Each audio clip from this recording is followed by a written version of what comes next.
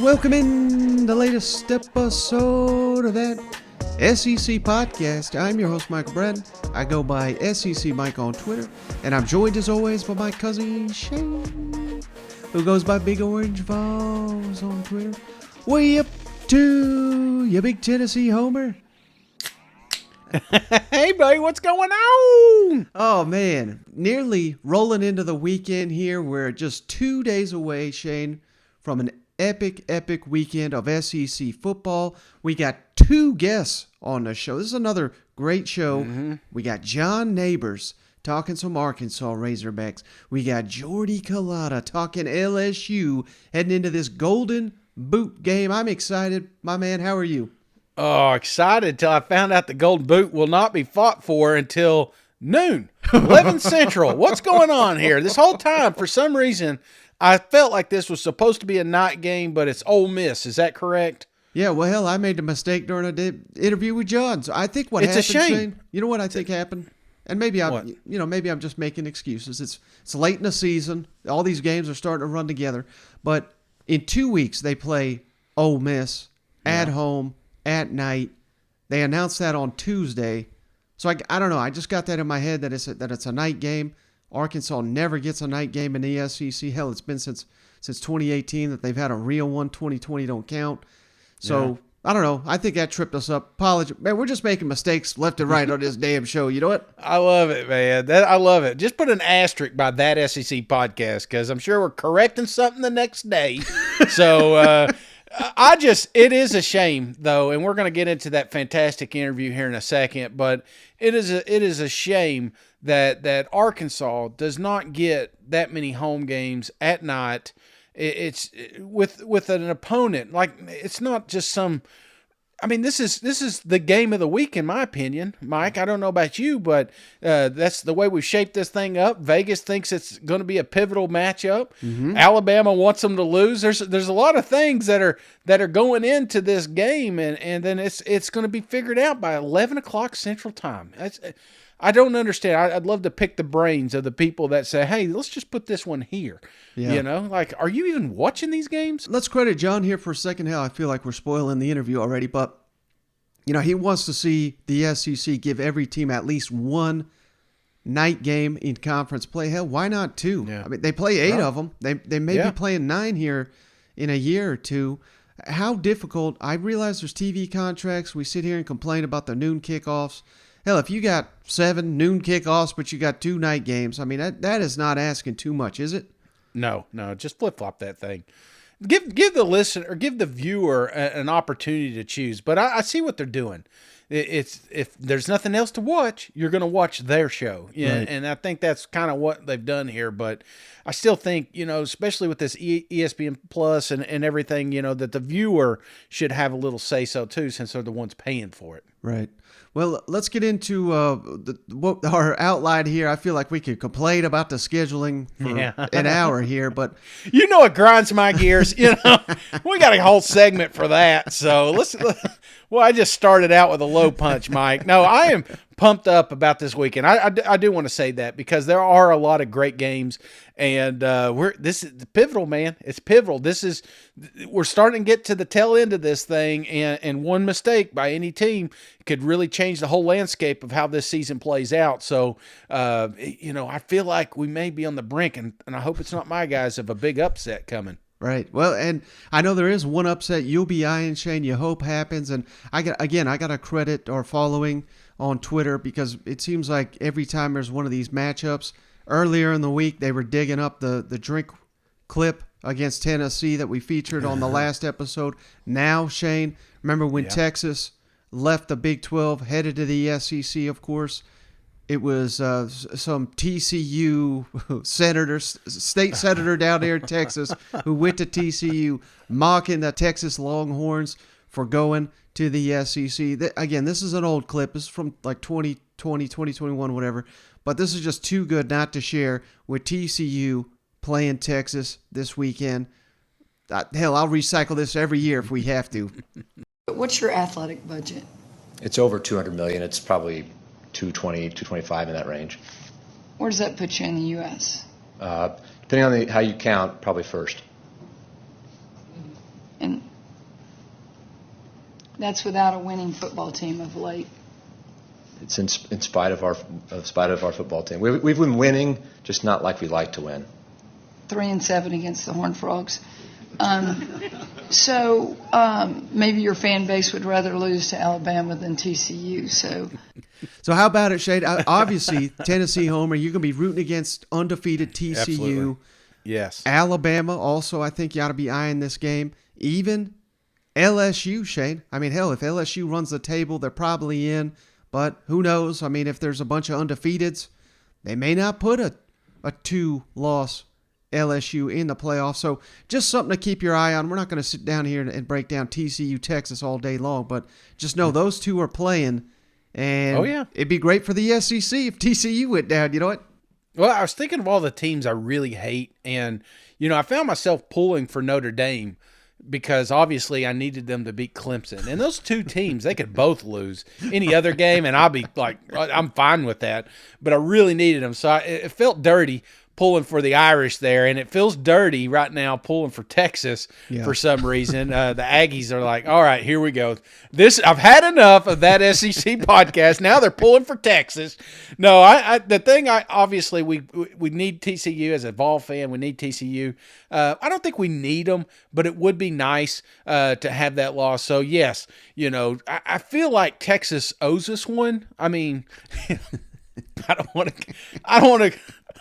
want to drudge up history or anything like that, but I feel like they got one favor they owe them Tennessee Volunteers, from saving them from becoming part of Mexico. So other than that, that's the only thing. I think it's time to pull that card because we would love to be in the college football playoffs this year. Now, one thing, Shane, I don't even know if we've even addressed it. I mean, we've talked. It's been discussed on this show, but I don't know if you and I have really addressed it. Again, we're late in the season. All these shows are running together. But Drinkwitz got a contract extension over the weekend. They announced that leading up to the Kentucky game that they ended up losing. But we got some details on that. I wanted to share those real quick. He's going to start making $6 million a year. I think he was at 5, I think 4 or 5. So getting a big bump there. Nice. More money for his assistants. $1.1 million more for the assistants. $2.3 million for the support staff. So big commitment here from the university to the football program. Love to see that. And if he leaves for whatever reason after in the next year, he has to pay $6 million. So this more or less locks him in, I would think, for the upcoming coaching cycle. You never want to be involved in that if you don't have to be. But I don't know. What's your thoughts briefly here on Drink getting an extension? Again, we've been saying time and time again, let's not put this guy on the hot seat. Let's let him build it up. But I'm trying to figure out why they're giving out contract extensions at this point in time with a losing overall record. Well, I mean, you said so yourself earlier this season that there was even rumors of him going to Auburn, and Eli was. I think he's one of those guys that just needed more time. Yeah, I hate to say it, but I really do think that Mizzou's got something up there. They're starting to take this NIL serious. It's starting to help. You're seeing them, they're protecting their borders. They're getting those recruits in, so they're getting better athletically. So and it's starting to show up on the field. But still, they need a little more time. They need.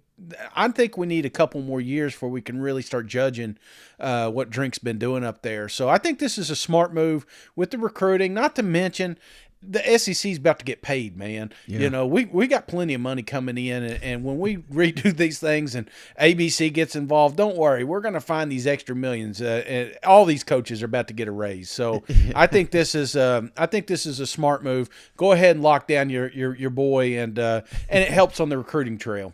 Well, speaking of Auburn, Shay, we got a couple comments here from their new AD, John Cohen, of course, formerly of Mississippi State. And I just want to set up this first one.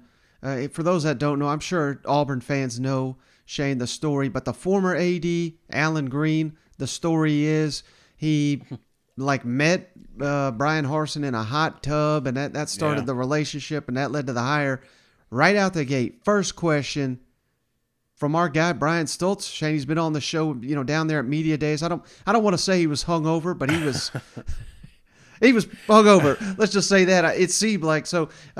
Credit him for asking old Cohen, had he ever been a hot tub with one of these football coaches?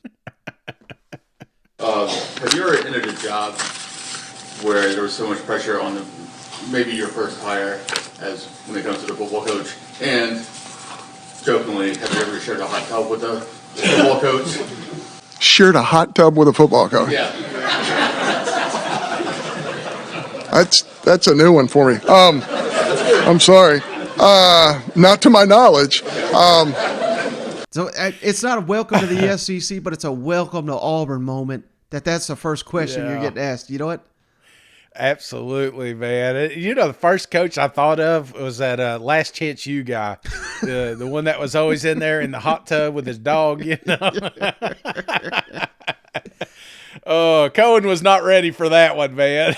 No, but he better be ready, Shade, for this football hiring process. That's why he's here, to nail this hire. Yeah. If he gets this wrong, they're going to run his ass out of town just like everybody else. So, briefly he talks about his process. He's got a 60-point plan or something to hire a football coach. Never heard of such a thing. But and also the big question, Shane, down there, Auburn, who's making this hire? I mean, we're firing coaches because of boosters, and there was always a tug of war between Gus and these boosters. It's always a show down there. Who's going to be making the decision? According to John Cohen, he has final authorization. I think you got to want that if you're an Auburn fan. So let's kick it back over to him one more time.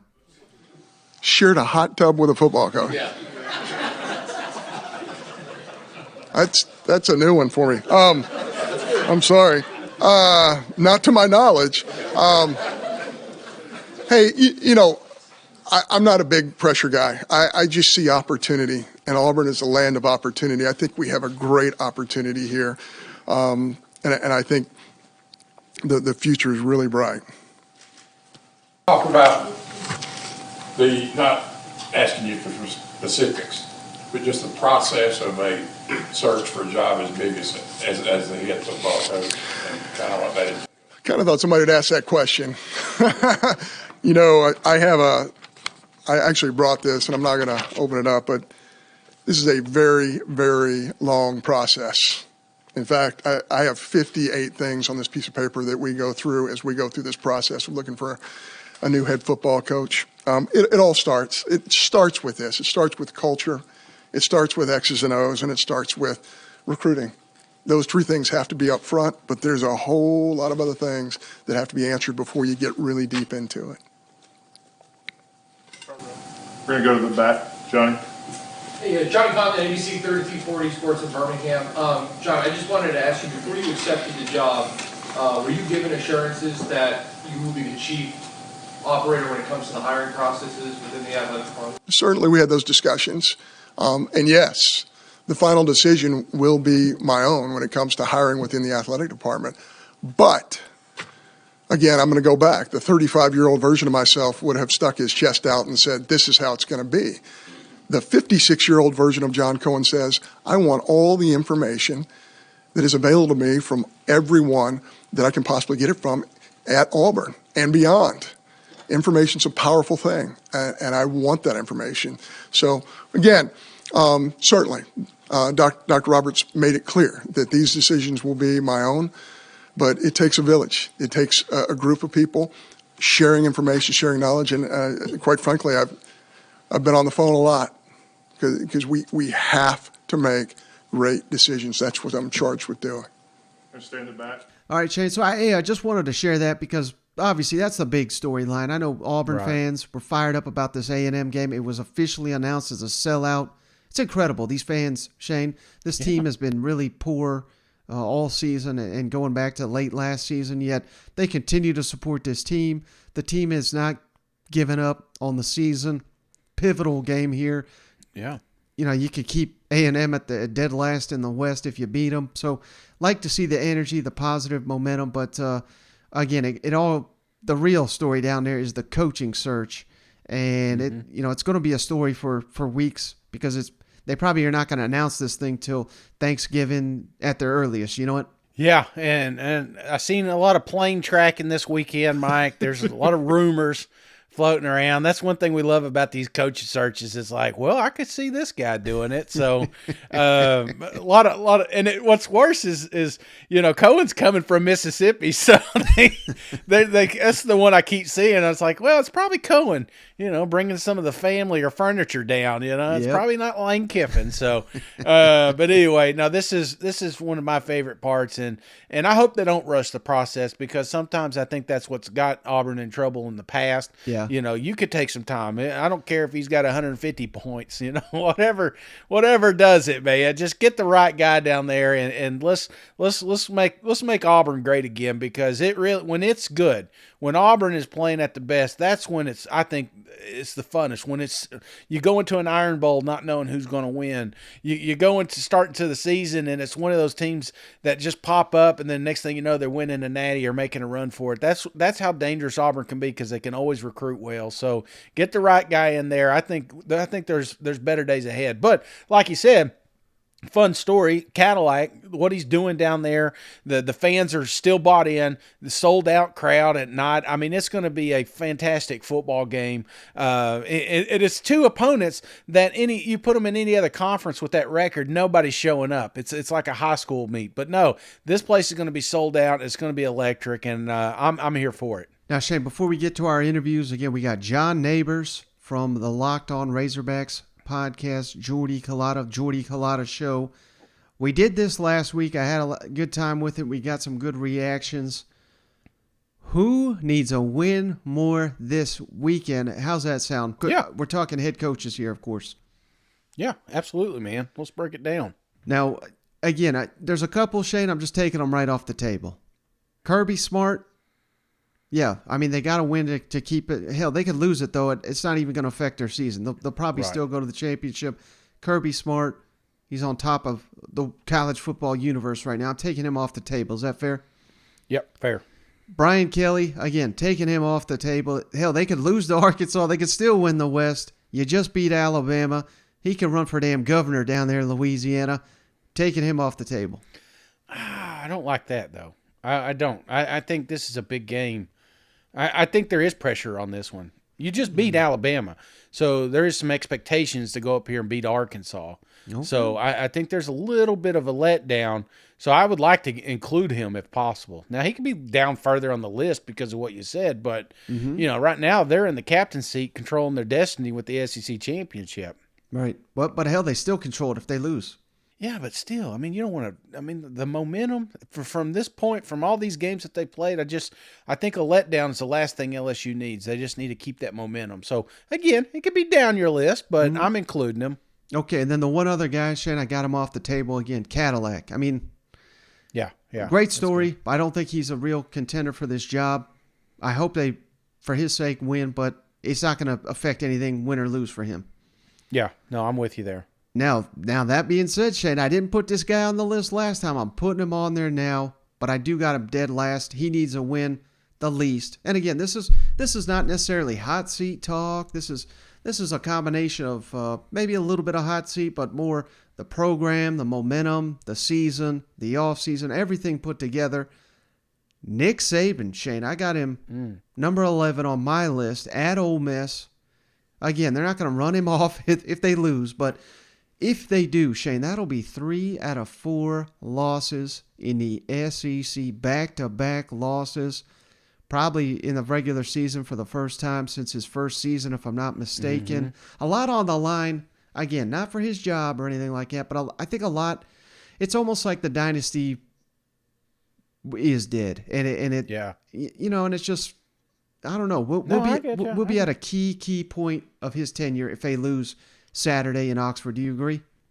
Yeah, well, we're already whispering. There's already articles coming out talking about coordinator change and things like that. So, you usually get that after a couple losses with any program, but it's a spot that Saban's not been in a long, long time. So yeah, I think there's a little pressure here. Yeah. Not to mention Lane Kiffin is the guy across the field from you. So I absolutely, I think Saban should be on here. This is a pivotal game. It's one he cannot afford to lose, because if he does, then this is just, again, it's going to add fuel to the fire of piling on Nick Saban that he's past his prime. Right. Now, number 10 on my list, Shane, Clark Lee, Vanderbilt, going on the road at Kentucky. Again, they're not going to judge them if they lose this one, but hell, Shane, Kentucky has underperformed this year.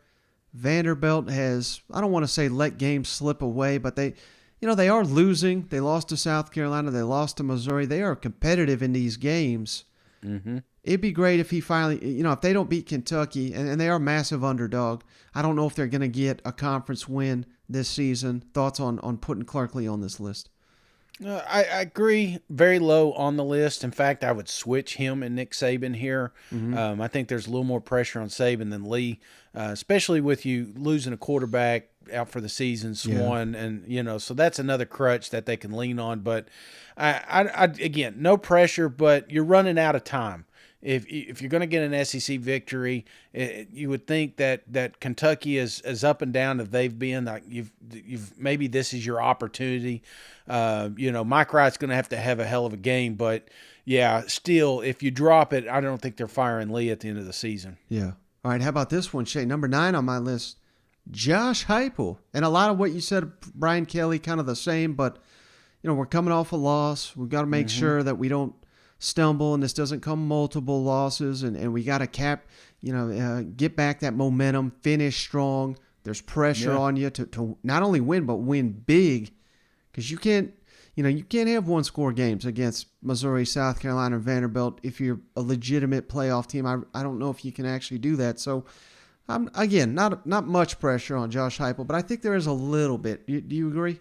Oh, yeah. No, there's pressure because the college football playoff ranks just came out and they're not the top 4. So, but they're right there. It's very manageable, and people start talking about, I've already seen it, the gimmick offense and the one-hit wonders and all that talk. That kind of gets amplified if you drop a game to Mizzou. So, I don't. And the fan base, that would be really deflating for the great season that they've had up to this point. We knew Georgia was going to be a tough one. It was a tough fought ball game, but losing to Mizzou, this is one that everybody's penciled in as a signature win, and we're going to win out. That's the narrative in East Tennessee if nobody's paying attention.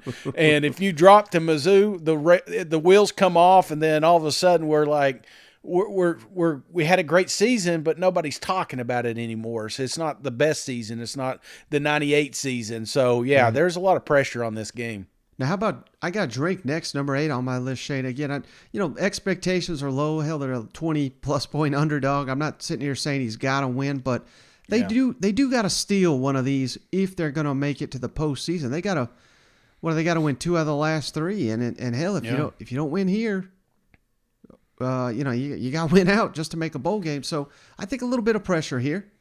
Yeah, I mean, you could make the argument that Mizzou should be a better ranked team right now. You look at the games that they've played, the Kentucky, that could have been a win if they played better on quarterback. Auburn should have been a victory. Georgia could have been a huge upset. So, you look at unranked Mizzou right now and you replace some of those what ifs to a couple of victories. Maybe in Florida they snuck up and catch them or something. We're talking about a top 25 showdown. This thing's showcased as a 3:30 game again. So I think there's not that much pressure for Drink and Company, but you just gave them some money and you're making the commitment. If you get your doors blown out like you did last year against Tennessee, then that's the first thing I say is, why the hell did we give this man so much money? So that's the pressure, I think, is the fact he just took that check. Next on my list, Shane, Sam Pittman, number 7. Yeah.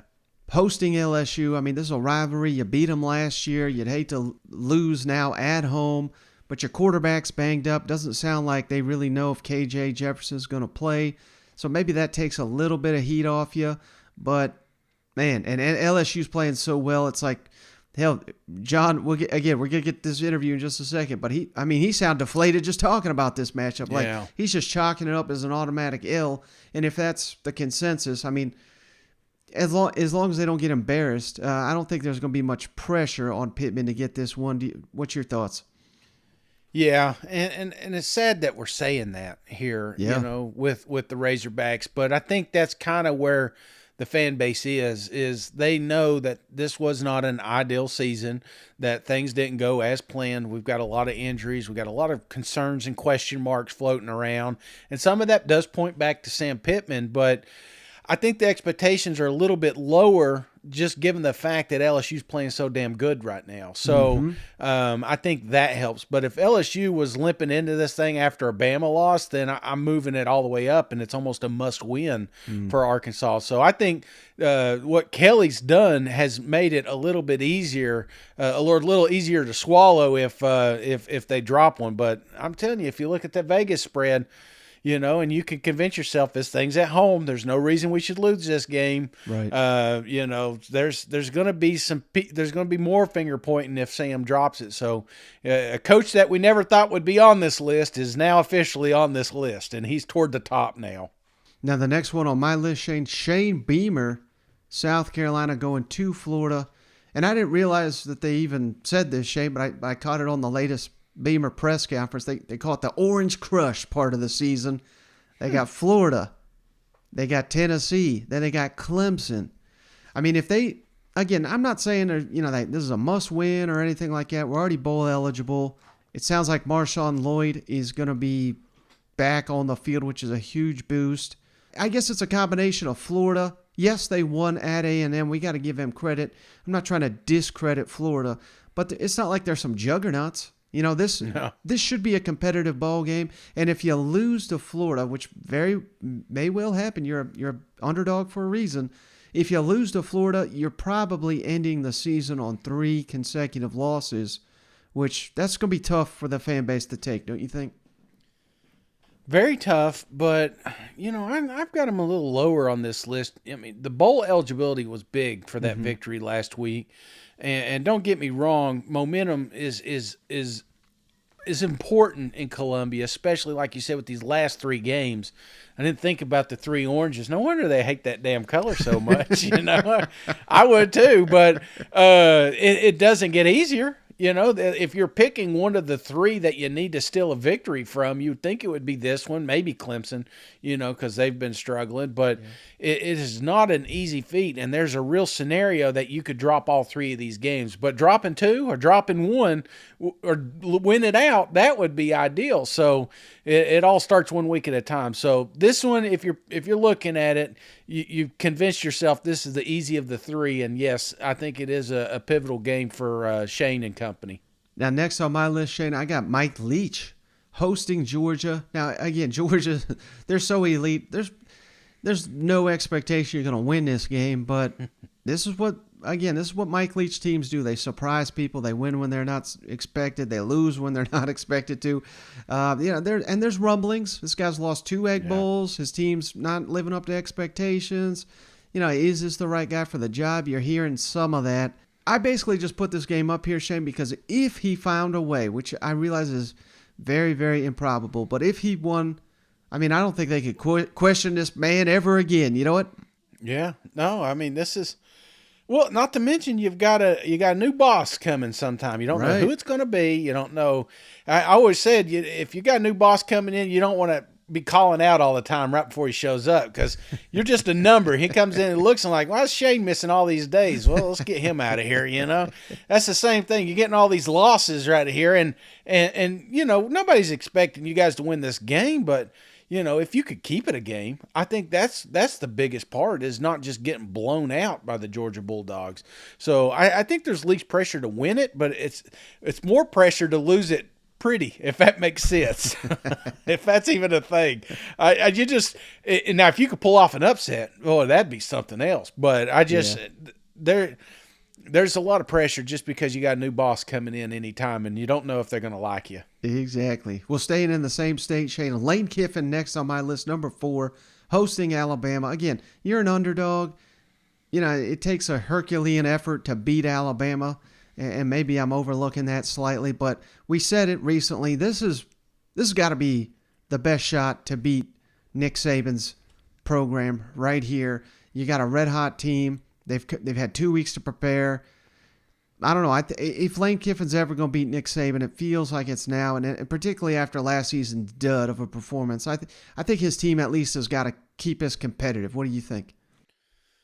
Yeah, keep it competitive, and that's the narrative, and that Alabama is not that good. Isn't that crazy? You lose a game by a field goal, you lose it by 2 points, and then all of a sudden you're not good anymore. And I hate to say it, but that's what people are going to say. Like, well, yeah, I'm looking at 11th ranked Ole Miss, a touchdown spread with Vegas. There's no reason that Ole Miss cannot come away with a victory here. And if they don't, then you keep saying, well, I don't know if Lane Kiffin can beat Nick Saban, and I don't know. It's just, you play ifs and buts. We're going to see it Saturday, but I don't think there's as much pressure. But you're right that this narrative that everybody can beat Bama this year is floating around, and that ain't easy, man. So a couple of mistakes and that got corrected. This team is undefeated on their way to a SEC championship. So unfortunately for them, they made those mistakes, and now they're sitting there at a terrible season. Now, one little thing I wanted to add, Shane, on the coaches teleconference. Yeah. Lane Kiffin was asked about, being down there working for Nick Saban and these famous basketball games between the Alabama coaching staff. Yeah. Coach, how would you characterize your relationship right now with Coach Saban? I think it's good. We see each other at the meetings and talk, and actually the last one sat down and had breakfast with Kirby and Billy Napier. So it's just kind of like a old staff meeting. So it's really was an awesome experience there to learn from him, and one that kind of, as you get further away, you even have more appreciation for everything he did for me and everything I learned from him, and for him taking a chance on me and really saving my career. Who was the best basketball player among that quartet, Coach? I actually, which you probably wouldn't believe, never went over for basketball. And I'll tell you why. They recruited me to go over, but they told me, hey, Coach picks the teams, Coach picks who guards them, and you can't, foul them. And you got to let them score. And I said, well, I'm not doing that. That's not in my DNA. So I never once went to the noon hoops. Hey, let me ask you on this note, just curious, is there more pressure on this game because of where Alabama is? I joked earlier about Alabama being a shitty team. They're not they're a fantastic football team, and you could poll the audience. Nobody, including Kirby Smart, wants to play Alabama. In fact, he's probably the happiest that LSU beat them. But I'm curious in your opinion, Mike, with all the noise, with all the turmoil, with all the coaching and the rumor mills, and Paul Feinbaum coming out here saying there's got to be a change. Is that worse? Is that rat poison for Lane Kiffin? I mean, wouldn't he rather have them just kind of cruising along, barely winning these games? Oh, no doubt. That's why he calls it goat fuel, man. They're going to make an example out of Ole Miss. At least that's got to be the mindset there in Tuscaloosa. They're going to come in there. They're going to kick their ass. You doubt them? Hell, that's exactly what it was in the SEC championship. I don't think anyone. Well, I think there was one or two people I saw picked Alabama, but hell, I remember I picked it to be a close game, and people were mocking me. They show up when you doubt them more than any other team I've ever seen. You know what? Yeah. I'd love to be a fly on the wall down there in Tuscaloosa this week, because I swear to gosh, Nick Saban better double up on that blood pressure pill. All right, next on my list, Shade, Billy Napier, number 3, hosting South Carolina. And, I put him up here for a couple of reasons. Again, I'm not saying, this is going to put him on a hot seat or anything, but you're the Florida Gators, Shane, and you're hosting South Carolina. And not, they're building. The Gamecocks are certainly better now than when Shane Beamer took over, but they're still not elite by any means. Mm-hmm. And if you're a Florida fan, you expect to beat South Carolina every time in the Swamp. They smoked you last year in Columbia. There's a little bit of a revenge factor here, even though it's a different coaching staff. And I just think that winning in College Station, Shane, now all of a sudden you turn around and you lose at home to South Carolina. It's almost like one step forward, two steps back for Billy Napier's program. Do you agree with this ranking for Napier? Yeah, I probably have them a little bit lower, but again, this is a team that's not hit bowl eligibility yet. The games get easier, I would say, after this. You got Vanderbilt, Florida State right around the corner. This is big for Billy and company. I think more for recruiting and building on the future and closing out this season strong. And if they could do that, I think that just helps what they're, because he stripped that place down to the studs, you know what I'm saying? Yeah. And I feel like this team's grown up quite a bit since that LSU game. I know Georgia, you look at it, you watched it, you probably thought, hey, this wasn't a good game, but damn, there was a lot of fight in that team, and they were able to get back into it there toward the tail end, and then what they put together last week was just phenomenal against Texas A&M. So I think if they could just keep momentum going, and that's the tape they're using. Look what we've got. Look at the pieces we have. We just need a few more to get that competitive depth to be successful again in the SEC. So that's why I've got a lot. But if you drop to South Carolina, then again you're still fighting two more games to hit bowl eligibility, and that's not what you want to do if you're Billy Napier. Now, number 2 on my list, Shane, Mark Stoops. Kentucky hosting Vanderbilt. This is more about hosting Vanderbilt. You cannot lose to them. Your team's fighting, they're clawing, they're banged up. I don't want to call this a trap game, but hell, this is one everybody expects you to win. You somehow fall on your face and you lose it. Man, there's people be turning on you quick. So this is pressure to win this one for Stoops, don't you think? Oh yeah. No, this is a must win. They may subtract some years off that contract. You drop this one, so you cannot afford to lose to Vanderbilt, especially with a backup quarterback, because that will be the narrative that ESPN uses when they drag you under the bus. So you're right, you cannot lose this one. A lot of pressure on Stoops. I think so. After the Tennessee game, there was little whispers, little rumors, but you come away with a victory there in Mizzou. But you drop Vandy, man, all bets are off. They're gonna come down on you. Calipari's gonna text you first thing in the morning and remind you that we're a basketball school. So that just leaves one guy. Shady was the number 1 last week and he lost. He remains number 1. Yeah. Jimbo Fisher at Auburn. Until you win a game, you're basically going to be number 1 on this list. Again, you hit on it. Cadillac, interim coach. Hell, they fired basically half the staff by now. They're down so many players they can't even throw the football. They're basically playing on heart and toughness and running the ball. And if you can't beat Auburn, my goodness, you are going to be dead last. You're the second or third highest paid coach in the country, yet you're going to be dead last in the division. This is a must win for Jimbo. Yeah, and you don't have the flu anymore. Everybody's healthy. There's no more excuses, right? I don't want to say that because something will happen, but no, you've got to win out, man. You've got to win out if you want to pull out a decent season, and not a decent that ship sailed, but there's still a possibility that you can close this thing out. Could you imagine? Here we've shat on Jimbo so much and Texas A&M, and if they can win out, including that LSU game there at the tail end, and make a bowl game, I think that would be a monumental shift down there, and maybe not looking to fire Jimbo, because I still think that they're actively looking for ways to get out of that contract. So, and I'm not, don't don't get me wrong.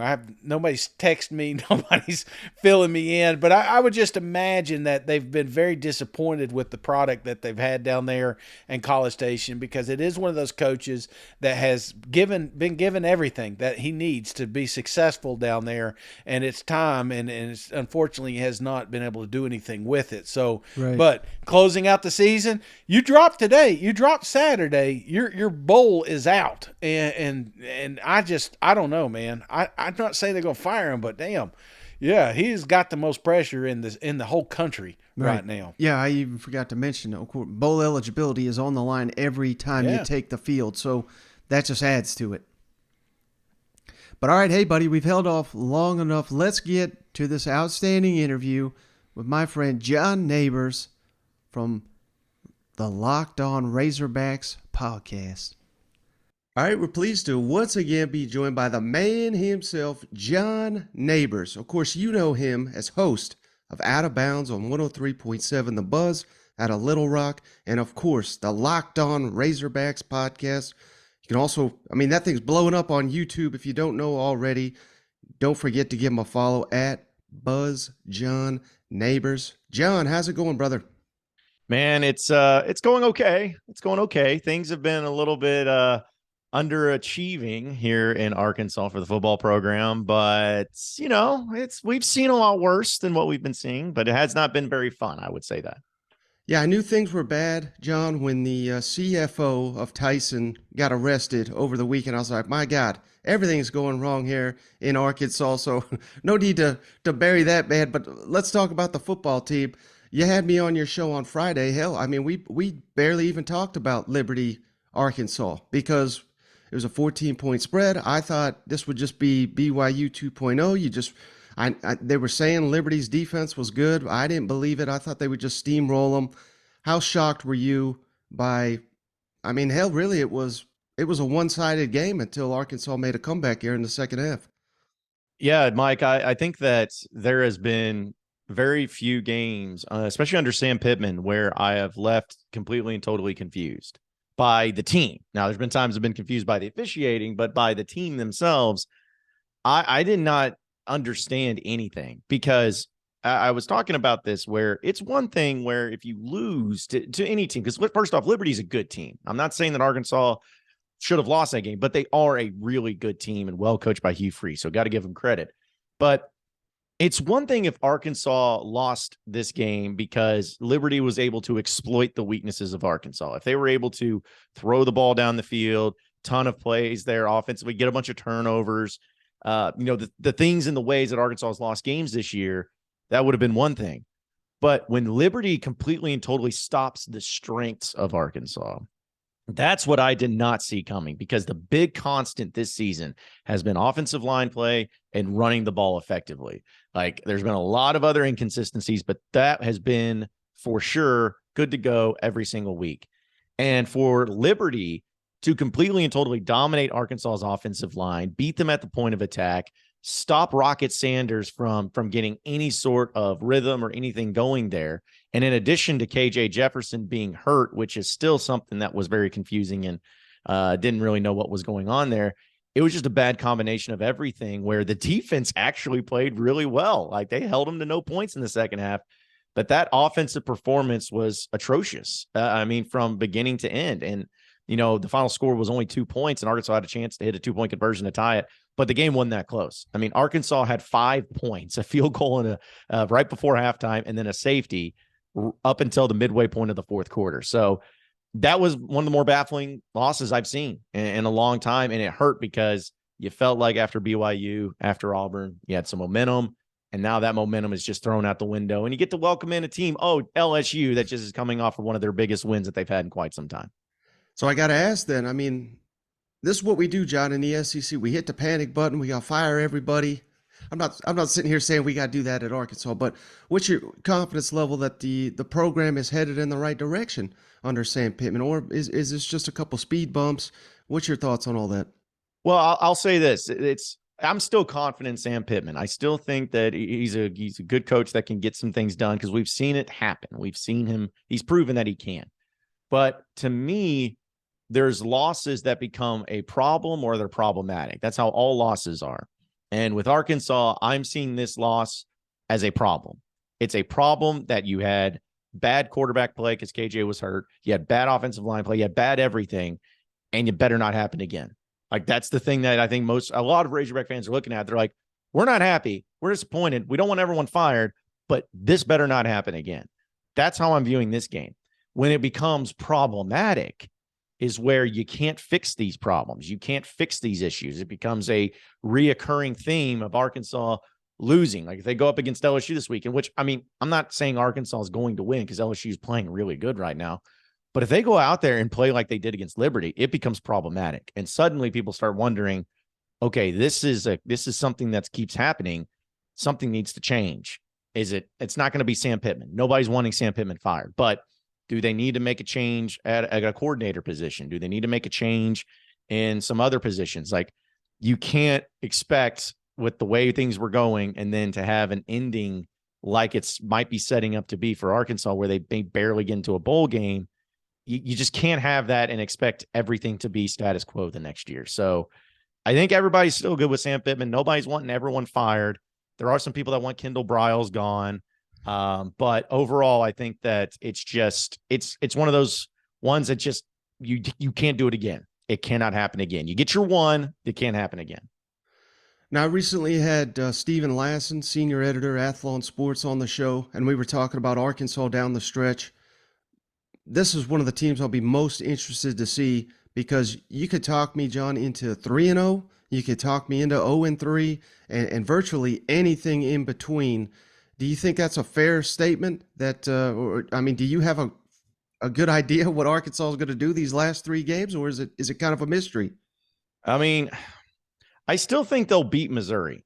I know that Missouri is an interesting team where they have played well at times. And, I know they gave Georgia all they wanted, but I thought that was more about Georgia just playing bad more so than Missouri playing well. But I think it's hard for me to sit here and say that they're going to beat LSU or Ole Miss. And LSU especially, because LSU is surprising a lot of people and surprising me. I didn't think that they would be playing as well as they would be at this point in time, especially the way they started. And yeah, I don't have confidence in that right now. So I think that they'll go 1-2. I think that they'll get at least one more win. 2-1 if they really turn it around. And that one other win would be probably against Ole Miss, because I still think Ole Miss has some weaknesses that can be exploited. Not saying that Arkansas is a better team than Ole Miss, but they have some weaknesses that can be exploited.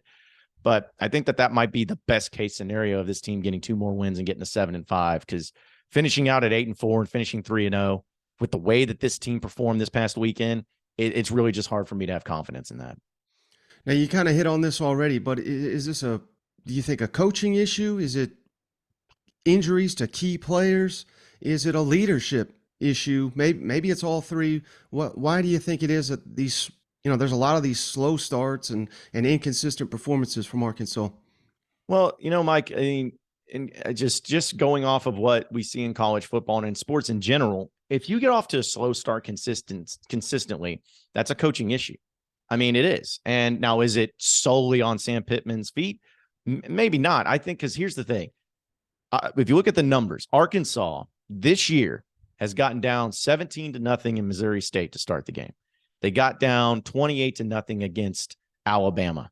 They got down 21-0 against Mississippi State. They got down 21-0 against Liberty. Those are 4 games they got down by at least 3 scores. And Mike, 3 of those were at home in Fayetteville. That is a problem. You can't have that, man. Like, I get that there's going to be times where teams are going to get ahead of you, but you're at home. The atmosphere's there. They're riled up, and that's how you start. There's coaching. That's a coaching problem. And so I think, and this is just my reckless assumption, my reckless opinion on what it is, and just by knowing Sam Pittman and talking to him, what it looked like to me, at least in this game against Liberty, is that Sam Pittman allows his coaches to coach, which is a great thing. He's like, hey, my coordinator is going to run the offense. My defense coordinator is going to run the defense. I'm going to let them do it. And then I'm just going to be there as kind of managing, which is it can be a really great thing. But it seemed like, at least in maybe some of these games, that he's just like with Kendall Briles and the KJ Jefferson injury and not putting in Malik Hornsby when you could tell he was not 100%. Sam Pittman said, I asked Kendall and he's like, hey, KJ's our guy. And so what that kind of took that as maybe Sam Pittman's just saying, hey, whatever he says, we're good with. And that's just my opinion of kind of putting the pieces together. And I think that's maybe why there has been some issues where I like Kendall Briles. I think he's still a really good offensive minded guy and a coordinator that's really good. But I do think that there are some things though that he'll do just here and there that'll be pretty detrimental. Like he'll have all these numbers and all these stats, and it'll be really good when it looks good, when it's going, like against BYU, like against Auburn. Man, it is clicking and it's pretty. But if there's like one little big decision that he ends up making that ends up costing him or putting the offense back, you see the results of it. So it's got to be a coaching thing. And it's not me saying I want Sam Pittman fired, but you can't be having consistent starts of getting down by 3 possessions, especially at home, and expect to win games. That is a major problem that has to be addressed. And you keep referencing KJ Jefferson.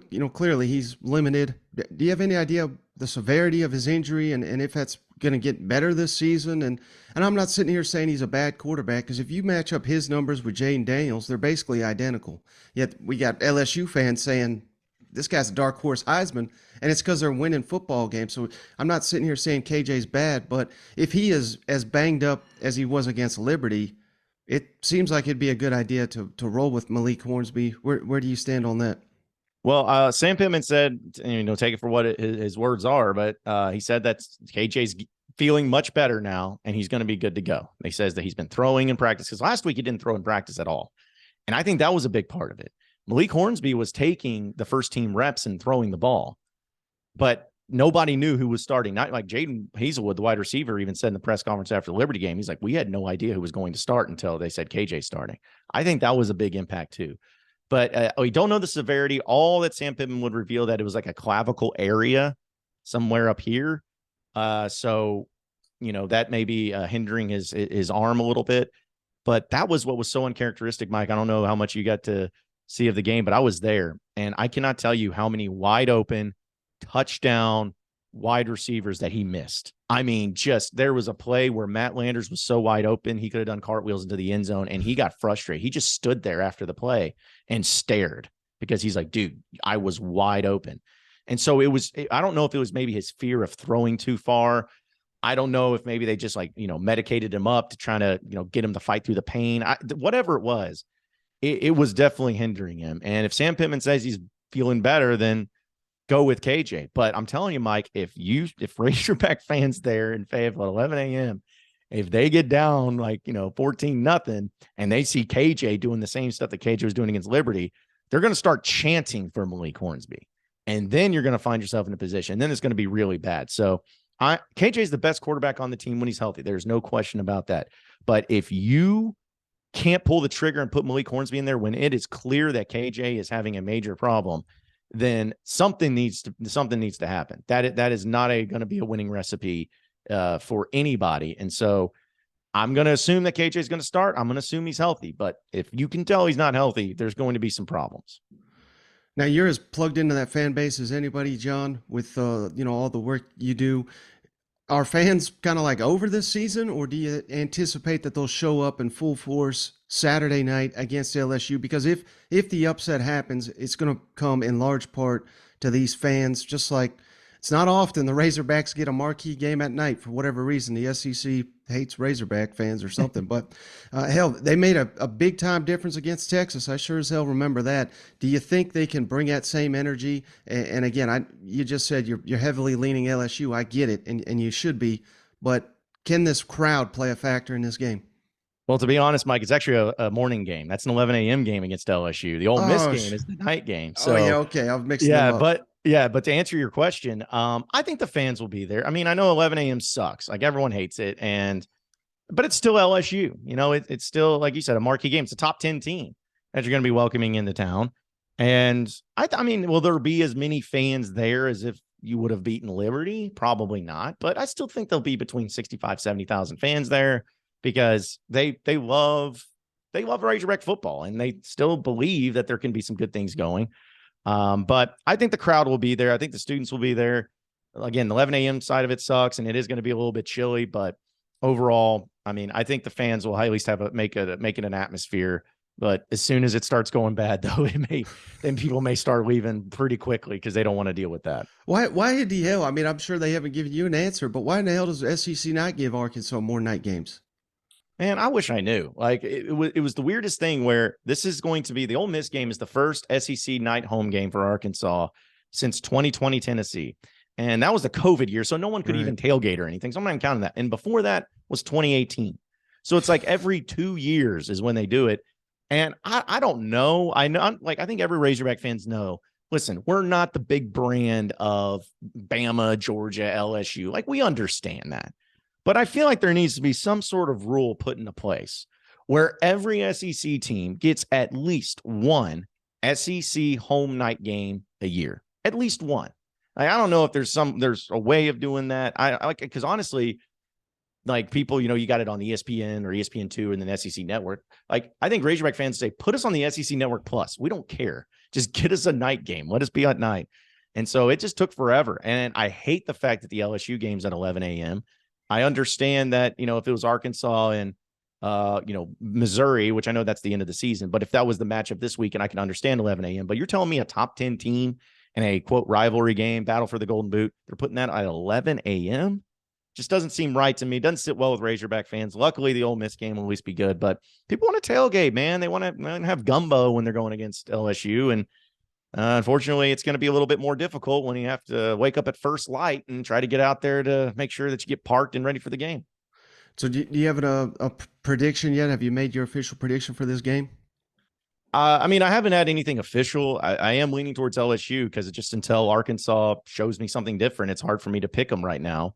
But I do believe, I'm hoping that Arkansas starts off better. I'm hoping that they don't put themselves in a bad position and put themselves in a 3-score deficit to try to climb back out of. If they don't do that, if they start off good, if they start off strong and make it competitive, if at halftime it's like a 1-score game or maybe even lead or something, I think Arkansas will be all right and maybe even a chance to win. But I just don't, if they get in that big deficit, it's going to be bad early. But I do believe LSU will win. I think hopefully because it's a rivalry game and hopefully they learned from last week, it'll be closer. But I still think at the end of the day, LSU is going to win something like 35-24, maybe something like that, 35-21. And that's also assuming KJ Jefferson's healthy, because I like Malik Hornsby, but here's the thing. Malik he's not as good of a thrower. He's not as good of a decision maker. He can run, man. He can run fast. But if he has to play and the running game can't get going, it's a bad look for Arkansas. So that's all assuming KJ Jefferson's healthy, which I hope he is. And the last thing I got for you, John, sometimes I know what I'm doing on social media. I got to admit it. And when you said something like, Athens, that was the toughest environment I've ever seen. I retweeted you during the Tennessee week because I knew. Yeah, thanks for that. Vol Twitter would jump on your ass, but you were 1,000% right. And I even cited the reason you put that out there. I mean, Arkansas, Georgia, what a colossal matchup that was. College game day. That was a showdown of undefeateds. And Arkansas looked rattled as hell, just like Tennessee did last week. So did you at least feel vindicated after putting that out there? Well, here's the thing. First off, I never said anything about Tennessee. All I said, and that was just my experience. I didn't say that, oh, yeah, it's Sanford Stadium. You've never been to Neyland. Exactly. And I admitted that. I admitted that I'd never been to Neyland. And so that's what made it so funny, is because all I said is that Sanford Stadium. And listen, I was with all my friends, and we've gone to different stadiums, different games. We have never heard anything like that, especially for, I guess, a noon kickoff there in Athens. Never have experienced anything that loud. And I was like, if they do that against Arkansas at 11 a.m. or noon, can't imagine what they're doing against Tennessee. So that was my whole point. And then them coming after me, listen, Vol Twitter is the worst Twitter. And I think they pride themselves in that. But I have never seen more grammatical errors, more misspellings, more idiotic, sensitive people that get so fired up about something that had nothing to do with Neyland Stadium at all, nothing to do with Tennessee, but they just get in their feelings, man. And I honestly, I did not care one way or the other about Tennessee, but after going through that, I'm like, I hope Tennessee gets smoked by Georgia. And they did. That Georgia showed that they were the better team that day. And so it just made me happy, because I'm like, see, And like you said, what was it, like 8 pre-snap penalties that Tennessee had, something crazy like that? I'm like, but Eric Ainge said it wasn't that loud, dude. Okay, you played back when it was like the Mark Richt days, like this is a whole new animal here. So I just thought that was really funny, and I was really happy that Georgia won, because I'm like, listen, I get Tennessee, you have a great season, you have a great team going on, you were deserving of being the number 1 team, but just because it's like, I think I even put out the comparison. I'm like, it's almost like somebody giving a people a superpower, like, and saying, okay, with this comes great responsibility. You've earned it. Here's your superpower. You're good to go.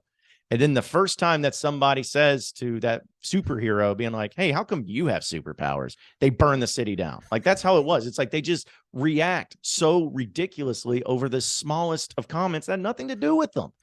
So, I mean, again, they're passionate, man. They got passion, and who knows? They'll probably still get into the college football playoff if it plays out the way I think it will. But I mean, listen, Sanford Stadium, I think that probably shut some people up about, oh, yeah, it's not that loud. Oh, Neyland Stadium's loud. Or maybe it is. But don't give me this decibel crap either of what they put up on the Jumbotron. It's like, oh, get loud. Oh, that's accurate. That has to be accurate, 100%. And then I kept getting screenshots and stuff of them sending, here's proof of it. I was like, oh, what you mean from the official University of Tennessee football website? That's what they said? Oh, I'm going to believe them. So I just thought it was so funny that something so dumb like decibel levels made an entire fan base lose their minds. It was just the weirdest but funniest thing. All right, before you go, John, tell everybody, what's the best way to find all your work? Yeah, you can follow the Locked On Razorbacks podcast, the #1 Arkansas Razorbacks podcast in the entire world by far. You can do that on anywhere podcasts are found. I have a YouTube page as well. Over 4,000 subs just in the past 8 months. So it's growing rapidly. So you can find me on there.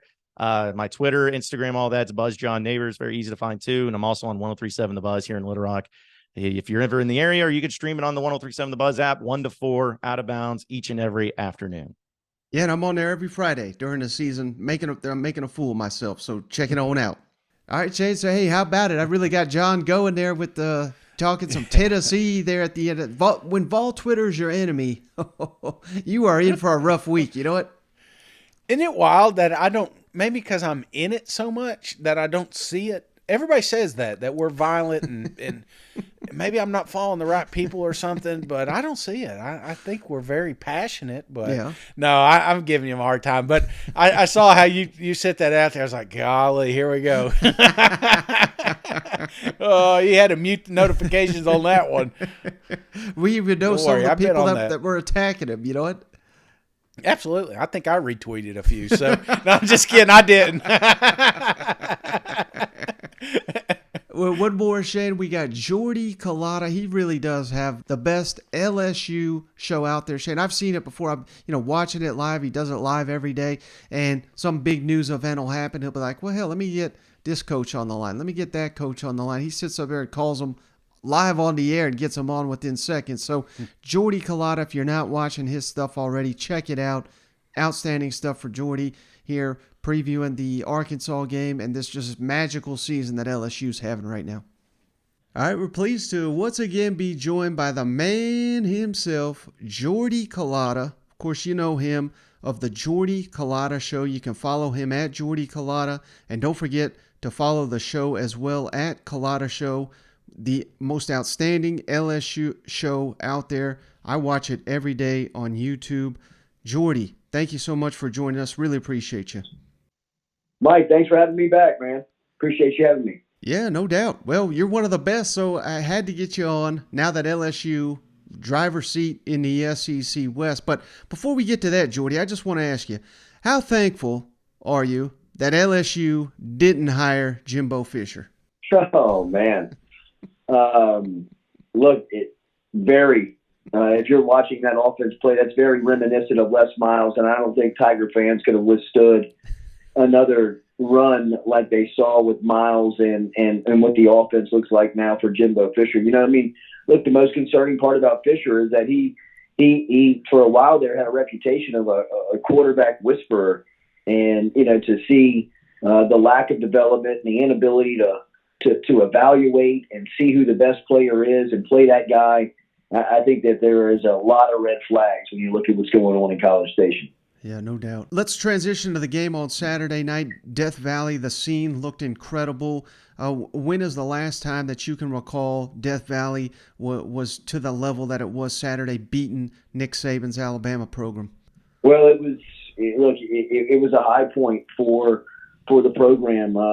From Nick for Brian Kelly's standpoint, it was something that you can really hang your hat on. It's something that you can point at in recruiting. Coming up, letting people know that they're trending in the right direction, and that that there is positive thoughts around the program, and things are going well. I mean, it was as good of a win in a first year that a coach has had around here in a long time, and Kelly is only growing from this. I anticipate that they close the year strong. I think they have a great opportunity to go to Atlanta, which is really too crazy to say out loud, and it's been an unbelievable run up to this point. Any surprise that Brian Kelly went for 2 and went for the win there? In the moment, I can't say that there was, but looking back on it and kind of having a chance to kind of digest it, think about it, it does make sense. Having and hearing Kelly say that if you had given him one chance to win the game in one play, that he'd have taken it, and that's what he did. I mean, it's the officiating will start to trend in the wrong direction. They weren't, trying to. They weren't looking like that they were going to get, a fair shake there after the tip ball and in overtime that was allowed to reset Alabama. But I think that moment will live on forever for Kelly at LSU. I mean, that'll kind of be the moment that it all kind of. The momentum of the public, the entire fan base got behind him and said, "Look, man, you're our guy." So it's been a heck of a week in turnaround. But now here they are, kind of Wednesday of game week, and a lot of people are still talking about Alabama. They have to shift their focus to Arkansas coming up this weekend, because if they were able, to go up there and take care of business, they really have locked themselves into an SEC Western Division crown. And how wild is that to even consider, Jordy, given the fact that, week 1 was an ugly showing, but even fast forward a month, getting defeated soundly at home to Tennessee. Could you ever have imagined that you'd be sitting here a week into November with the LSU Tigers #1 in the West? Really is a crazy story, Mike, to think about, and think about where they've come from. I mean, when they were pulling out of Houston in January, they had 38 scholarship players. They had wide receivers playing quarterback. They were just a mismatch of a team, and with little direction, and curious about what the next couple of years were going to look like. And Brian Kelly came in with his staff and was able to raid the transfer portal and get some guys in recruiting, and you really start to see that stuff pay off. That was Mason Taylor, the true freshman that caught that touchdown pass. Harold Perkins, the true freshman, was the SEC Defensive Player of the Week. And Emory Jones and Will Campbell are both true freshmen that are starting on the offensive line and held their own against NFL competition on Saturday. So just a lot of bright spots, a lot of things that have taken shape here very early, maybe earlier, a lot earlier than people anticipated for LSU, as they come down the stretch here with a real opportunity to go to Atlanta. Now, certainly Brian Kelly, he's going to be up for SEC Coach of the Year. Hell, I would probably even put him up for National Coach of the Year. But looking at his assistants, Jordy, Brad Davis, offensive line coach, you mentioned it, playing with freshmen, offensive tackles, multiple freshman offensive tackles. That's unheard of in the SEC. The lineup, they've had to have guys in and out all season long due to injuries and things of that nature. You also got Matt House, I think he's killing it as a defensive coordinator. He's brought back the defense as a strength of that program. If you had to pick one, Brad Davis, Matt House, who do you think's done a better job this year? Oh, man, I think it's unfair to label them better, because both of them have done an outstanding job. I would even throw Jamar Kane in there, the defensive line coach. He lost one of his best player, yeah. Maybe one of the best players in the league on the second drive of the season, and has really not missed a beat. Their staff is very talented, and puts in a lot of hard work. You can tell their preparation. You can tell the attention to detail, and look, LSU is got a really good staff getting them prepared, and I think Matt House, to see what he's done. I mean, all of the tests that he's gone up against, whether it's the air raid and Mike Leach or Hendon Hooker in Tennessee, Mississippi, Auburn, and a true freshman quarterback, Anthony Richardson in Florida. I mean, it's been somebody different. Bryce Young, the Heisman Trophy winner. I mean, they've just had a plan and they've executed and they've done a really good job of preparing each week for a different opponent and coming out with stuff that looks very effective. Now, do you think it's time to put Jaden Daniels in the Heisman Trophy consideration, or does he have to finish the season strong to possibly get to New York? No, I think he's a dark horse. I think he's a guy that, could continue to play at this level and get some attention. I think, there's some guys that are ahead of him in the race that are probably a little bit louder and making a name. But, I think you have to look at what he's done, especially over the last month and how LSU has performed and what the impact that he's had on that. And it's been enormous. So, I wouldn't be surprised if he kind of backdoors in for an invitation. Now, can he even come back next season? I was unclear on that. I thought I had heard him previously say he'll be back for another year. Has he officially declared anything? He's not declared anything. He does have the opportunity to come back. They still have 3 weeks left in the regular season, so I think there's still time to make that decision. But I think he's playing himself into a spot where he'll have to make a choice, which – I think, a month ago, 3 months ago, 6 months ago was crazy even to say out loud. Yeah. Well, you mentioned Harold Perkins. He's the next in a long line of LSU Tigers that have been just outstanding as true freshmen. I think of Derek Stingley, maybe the best freshman we've ever seen as a corner, Leonard Fournette. Do you put Perkins in that conversation as in their class of just, my God, Jordy, he may be one of the best linebackers in the country. Well, I think he is. I don't think you can argue that at this point. The impact he has on the game is, you really can't even calculate it. I mean, the numbers are there and you can see, the stats but what you can't account for is just how smart he is, how athletic he is. And the mind games he plays with the quarterbacks. He was in Bryce Young's head early on. He had him rattled, and you could see that he was finding where 40 is. And yeah, I agree.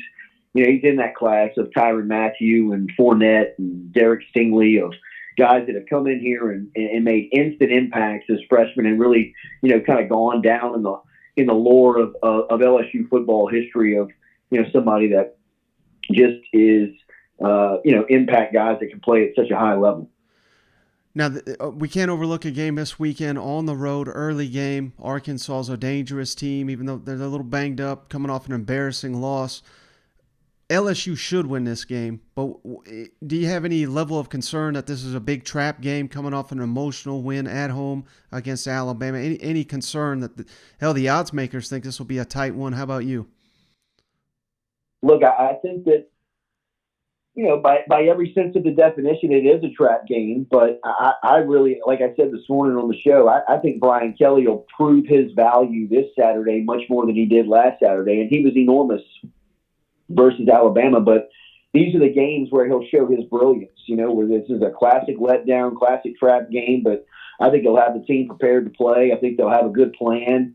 I don't think that they'll let the elements like the cold and, the 11 a.m. start get to them. And, they are the better team. And I think that they will play like the better team. And I think that they will, represent themselves like they are the better team. And that's, that's what Brian Kelly was brought here to do, to change the culture and turn LSU into a consistent winner. And I think these are the days where you're seeing that take shape. Now, final thing for you, Jordy, as LSU continues to get better week in, week out, who knows how good they'll be in 3 weeks, a month from now. If they finish the deal, they're headed to Atlanta. Do you give them a shot to pull the upset? Because everybody's going to be picking Georgia, and Georgia will be a favorite, probably a 10-point favorite, maybe even a little bit more. Do you give, if LSU continues to improve, could you see it to where they win in Atlanta over the Georgia Bulldogs? Look, it'll be a tough task. Georgia is they're a monster right now. They're a machine, and they're deep. They're talented. That's a quasi home game for them in the Georgia Dome. So that will be a tough hill to climb if that's the draw, which it looks like it will be. But look, LSU is a dangerous team right now because they believe. They are bought in. They think that they are one of the best teams in the country. They're playing like one of the best teams in the country. And, look, when you got that, it doesn't really matter what you're taking on or what the outside thinks because, that's a dangerous weapon. And LSU right now is playing like a very dangerous weapon because they believe the coach has got a lot of trust in them. They have a lot of trust in the coach. So, I really do believe that this is kind of where LSU is in its growth pattern of building a consistent winner, which is, like we said, Brian Kelly was brought in here to do.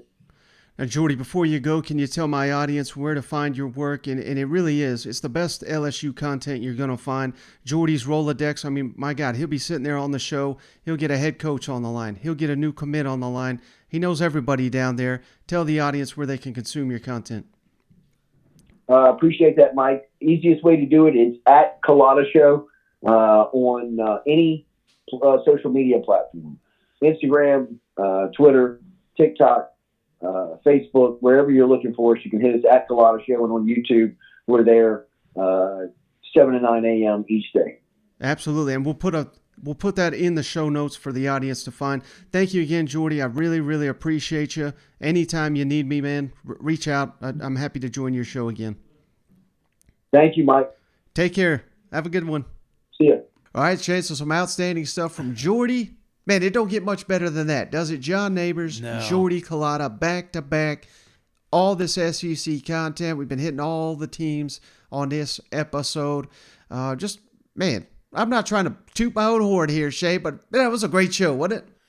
No, it's great, man. It's the Golden Boot. Is that like the largest trophy that the SEC battles for right now? I guess you could say the beer keg, but we're not really using that one anymore. So the Golden Boot is massive. So it's going to be a hell of a matchup. It's great hearing these guys talk. A lot of confidence, and then not so much confidence. You know what I love about that trophy, Shay? Whoever wins it, they generally do not clean the losing side. So like when Arkansas wins it, they don't clean the Louisiana side. So it's all scuffed up and dirty and nasty. When LSU wins it, they don't clean the Arkansas side. So you get one golden shiny, looks like $1 million. The other looks like something you pulled out of the dang bottom of the trash bin. That's rivalry right there. You know what? I think they just sit it down there too. It's like, oh, don't forget, it's over here at the Gatorade table. They got the big boot sitting here.